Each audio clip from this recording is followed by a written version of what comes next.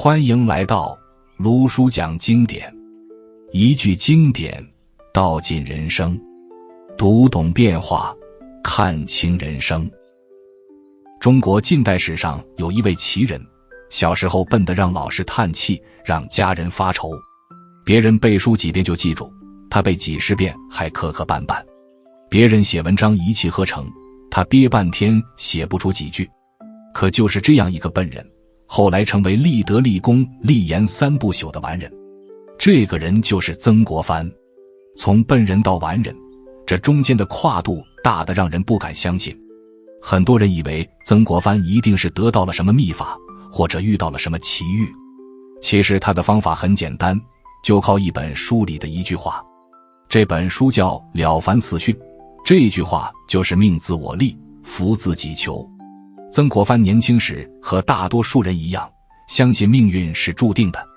他考了7次才中秀才，期间不知道遭受了多少白眼和嘲笑。换做别人，可能早就认命了，觉得自己不是读书的料。可曾国藩没有认命，他从《了凡四训》里读出了一个道理：命运不是天生写好的剧本，而是自己一笔一画写出来的；福气不是天上掉下来的馅饼，而是自己一点一滴修来的。很多人一辈子都不懂这个道理，他们把自己的不如意归结为命不好，把自己的失败归结为运气差。他们等着命运来眷顾，等着福气来敲门，等了一辈子什么都没等到。袁了凡写这本书，就是用自己的亲身经历告诉后人，命运是可以改变的，福气是可以求来的。关键不在外面，在自己的心里，在自己的手上。曾国藩把这句话刻在了心里。他不再抱怨自己天资愚钝，不再羡慕别人聪明过人。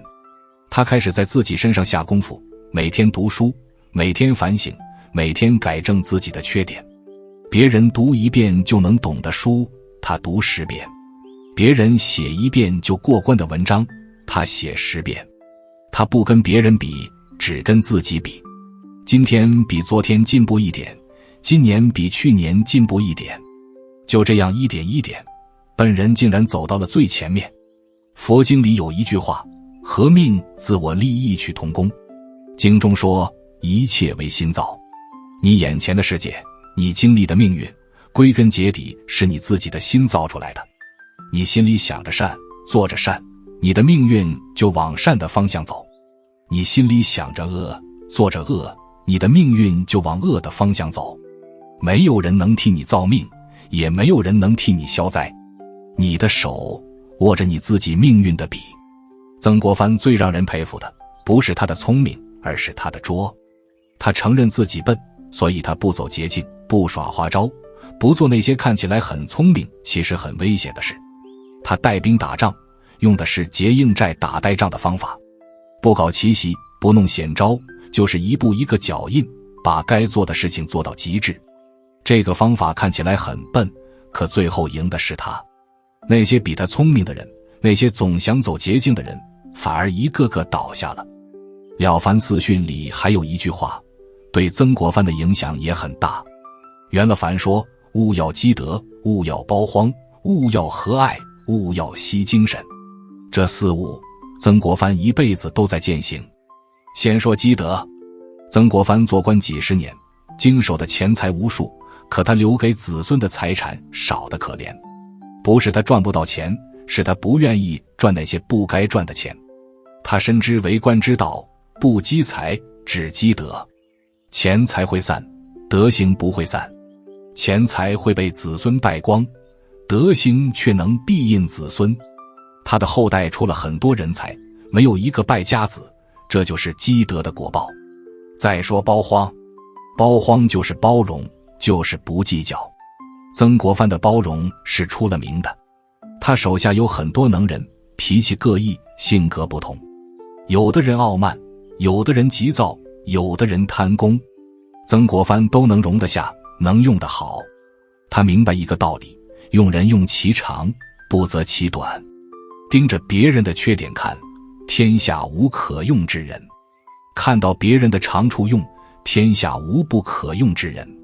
这份包容心让他身边聚集了一大批人才。佛家讲慈悲，慈悲的第一步就是包容，包容别人的过错，包容别人的不足，包容别人对你的伤害。不是因为你软弱，而是因为你明白，每个人都有无名的时候，每个人都在自己的业力中身不由己。你包容了他，你的心就大了一分；你计较了他，你的心就小了一分。曾国藩的心量就是在这日复一日的包容中一点点撑大的。再说和爱，和爱就是温和待人，心存善意。曾国藩对人无论地位高低都保持一份尊重和善意，他对下属不摆架子，对百姓不施威压。他写过一副对联，养活一团春意思，撑起2根穷骨头。上联说的是对人要像春天一样温暖，下联说的是对自己要像松树一样挺直。对别人温暖，对自己严格，这就是曾国藩的处世之道。最后说惜精神，这一点很多人容易忽略，可曾国藩非常看重。他深知身体是革命的本钱，精力是做事的根基。他不熬夜，不纵欲，不把时间浪费在无意义的事情上。他把有限的精力用在最值得做的事情上，读书、反省、带兵、治国，每一件事都全神贯注。这种惜精神的态度，让他能在繁重的公务中保持清醒，在巨大的压力下保持稳定。曾国藩从一个笨人变成完人，靠的不是一日之功，而是日日不断的功夫。他有一个习惯，从年轻到年老几乎没有中断过，那就是写日记。他的日记不是记流水账，而是记自己的起心动念，记自己的一言一行。今天有没有说错话，有没有做错事，有没有起坏念头，写下来反省，第2天改正。这个方法和《了凡四训》里的功过格如出一辙。袁了凡用功过格记录自己每天的善恶，做了一件好事记一个功，做了一件坏事记一个过。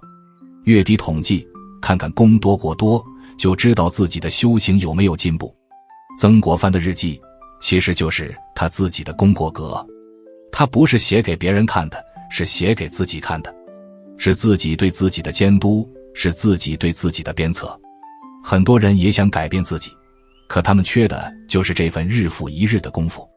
他们今天心血来潮，读几页书，写几行字，明天就忘了，后天又想起来了，再捡起来。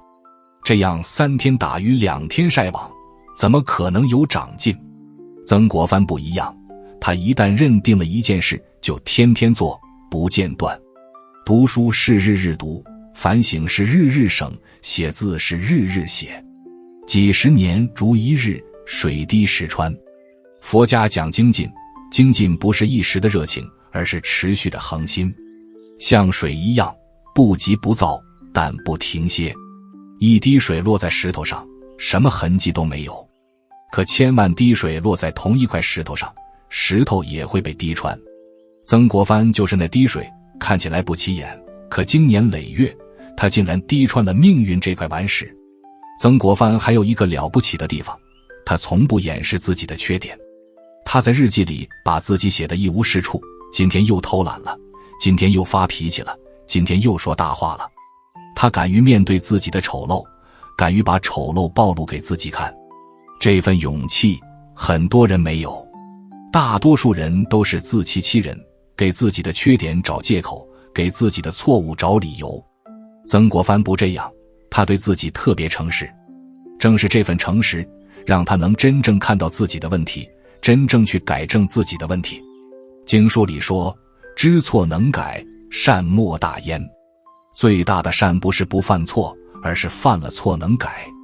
曾国藩一生犯过很多错，年轻时傲慢，中年时急躁，晚年时也有过昏聩。可他每一次都能从错误中反省，从错误中成长。他的日记就是他成长的见证。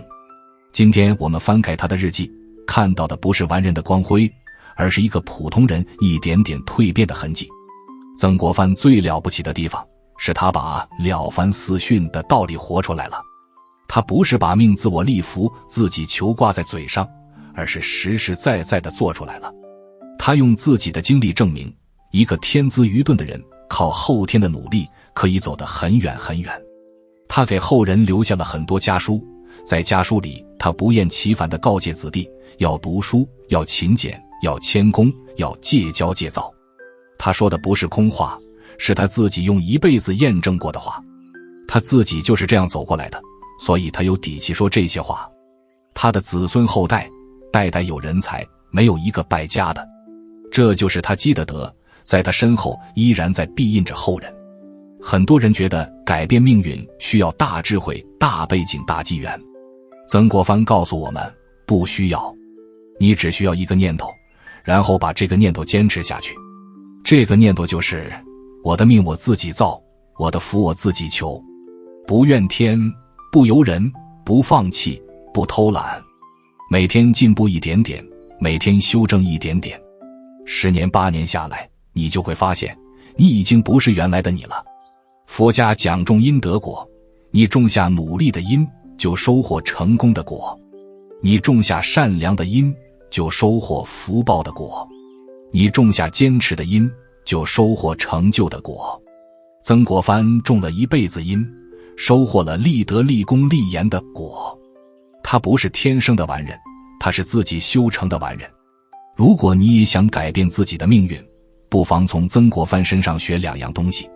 一样是日日不断的功夫，选定一个方向，天天做下去，不管结果如何，先做它3-5年。另一样是对自己诚实，不骗自己，不怕看到自己的缺点，看到了就改。这2样做到了，你不需要成为曾国藩，你只需要成为更好的自己。了凡四训里最后有一段话，袁了凡说，人为善，福虽未至，祸已远离；人为恶，祸虽未至，福已远离。你做善事，福气可能还没来，但灾祸已经离你而去了；你做恶事，灾祸可能还没来，但福气已经离你而去了。曾国藩一辈子相信这句话，所以他只问耕耘，不问收获。他把该做的事做了，该来的自然就来了。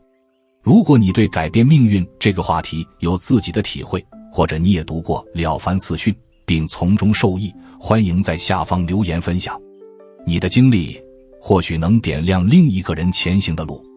如果这一集对你有所提醒，欢迎订阅卢叔讲经典，并开启小铃铛，让经典的话在你需要的时候再次出现。